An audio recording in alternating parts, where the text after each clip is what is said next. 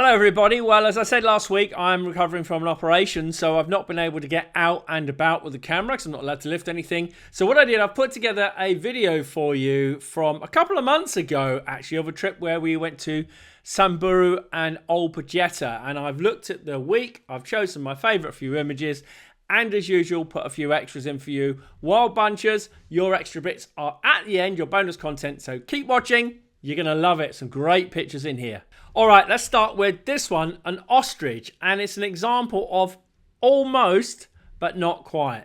If I'd have got the heart, it would have been fantastic, not only for Valentine's Day, but it would have made the ostrich picture a lot more compelling. And I just want people to look at my pictures and love wildlife. And I want them to love ostrich, okay? Ostrich are really cool.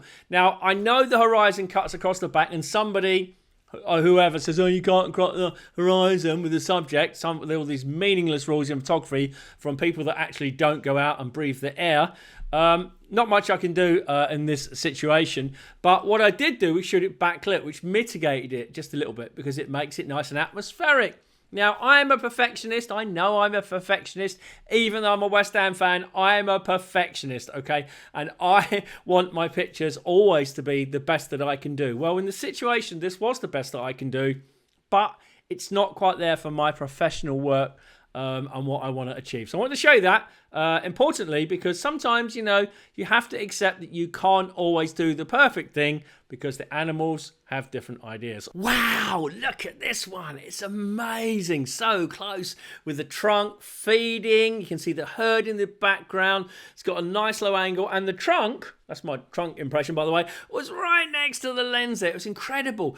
Elephants are just amazing. They observe us just as we observe them. Elephants also need our protection and love.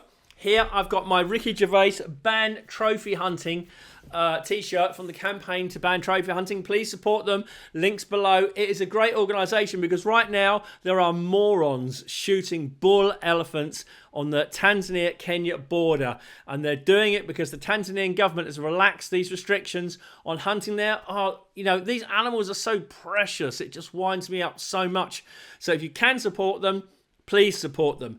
This elephant was so cool. I just love taking pictures of elephants. They're so intelligent. They always do good stuff. And as I said, I always believe that they're watching me, watching them, which I love. All right. Wow, look at the low angle of this. I love shooting low angle. In fact, the next few, the one elephant you saw before was low angle. The next few are low angle as well. I love it, okay? Nice sky there, set up -2 in camera before the elephant come along because I could see the silhouette. And low angle means you can see between the legs. Otherwise, it would just be a black lump with a head, which doesn't work, okay? Lovely trunk up. Yes, I'd have rather shot it wider, but I didn't expect the elephant to actually come right next to us. I thought it would divert into another track. So I was obviously pre-set up. I do not want to change the setting once the elephant is close. I don't want to move or breathe or do anything. I want to let it go by in a relaxed experience for everybody because it's about respect. You have to respect the wildlife that you're photographing. And it's my belief that they'll respect you too. So I love this picture. Nice and atmospheric. All right, I did the swipe action there. I don't know why I've done that, but there you go. I've done a swipe action. Nice and low angle. This is at Ostrich, which we did the day before we got to Samburu. I'm not particularly good at black and white. I don't particularly see black and white that well. I put the camera in black and white a lot using a picture style of monochrome with a red filter and some contrast so I can visualize what looks good in black and white.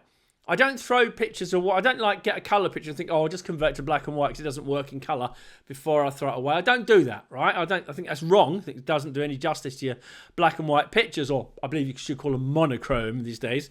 I much prefer learning what's good in black and white and shooting in black and white. And on this day, the color balance was wrong. It just didn't do a good job. Everything, the clouds are the wrong color. It just didn't work. So when I looked at it in black and white, I thought, yep, this is brilliant. I'll shoot it like this. Comes out absolutely beautifully. Yes, I have processed it a bit to get the contrast. I have to. I want it to look a bit rugged, but the low angle there and everything else of this white rhino looks really, really cool. You can say it's a white rhino because it's got the square lip. Of course, black rhino got a lip comes out like that. Anyway, that's what they talk like that. But a white rhino's got a flat lip. I absolutely love it. Nice and low angle, nice and stormy. Yes, yes. Okay, favourite 2 from that week. This one Wow, mongoose. Yeah, dwarf mongoose. You probably think he's got a mongoose. Yeah, but look at the lovely low angle and look at the way it is. It's got that lovely black out of focus foreground, which, by the way, is the shadow of the vehicle. And you got that lovely light there. It's right on the edge of the darkness to light with a lovely background. It's a lovely expression, and all too often when we go to Africa and Kenya, and I'm guilty of this, we don't photograph the other stuff. So I wanted to show you an ostrich at the start. I've got lots of birds and stuff. I just wanted to show you these for now. So I love that mongoose. Again, low angle, remote. It worked really well. The AF tracking picked it up straight away, which was really good, right on the face. Absolutely brilliant. I didn't shoot it any wider because, again, I couldn't adjust once I was had the camera down and ready. Couldn't adjust it at all, so I just had to take it as this. But I like it. It's cute. It's got a lot of character, and it's different. And of course, it's in my style of heavily, overly saturated. And the pictures that you see here, you know, we make these videos on Rush. Okay, and it does seem to apply a color profile that I don't like. It does tend to change the colors of the pictures, which is why you're not really seeing the true pictures on here.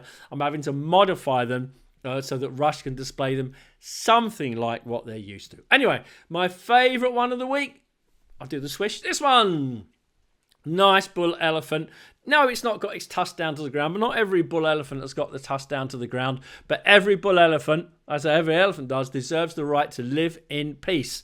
So please support the campaign to ban trophy hunting, because we don't need to do it in a modern society.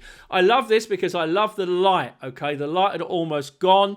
You can see a little bit of light on the side of the face I'm getting here from the daylight outside. So it lights up the side of the face of the elephant. It's got a lovely low angle, stands up really nice. It's got a lovely, it's kind of just slightly tilted expression. It's just the same way that a portrait photographer will try and get the best from a subject by tilting the head or standing in a certain way. I don't have those skills with humans, but with animals, I do look for those poses that will make it more visually appealing. And it's my hope that my pictures like this will get used one day by Campaign to Ban Trophy Hunting or someone else, so that they can be used for good. And yes, all of you, I'm enthusing to love elephants and love your photography and all this kind of stuff. But I also love it when conservation organisations approach me and say, can we use your work? And I'm like, yes, of course, I love it. Anyway, this is one that I hope you love. I think it's really cool. I love the coloration, the background and everything of it. Really beautiful shot of a really beautiful bull elephant, and a lovely time there in Samburu. If you want to see more of the Samburu stuff, we've got video diaries every single week on our Patreon Wild Bunch site, which show us working in the field and all of these things. I'm going to start putting a few on YouTube, but maybe one in every 6. Anyway, right now, this week, we've announced an amazing tour to Brazil, Pantanal for next year. We're going to do the same in 2026. We just came back. We had a great time with jaguars. I mean, it's lovely going with jaguars. And we see them without any other boats around. So not like loads of boats. We're generally alone. Also, we got a really great place for ocelots. Look at this amazing ocelot. Look at the light on that. I'm going to talk about that another time. I also saw this beautiful sunbitten displaying, and we saw some great giant otters as well. It was fantastic. Now, you can find the links on the screen now, but what I'm going to do is show you a video. I'm going to show you a video that Susie put together of our top wildlife highlights from the trip. You're going to really, really love it. So if you fancy coming to the Pantanal with us, all the links are there. Have a look at the video and enjoy. And if not, I will see you back here again next week. All right, see you soon. Bye for now. Bye-bye.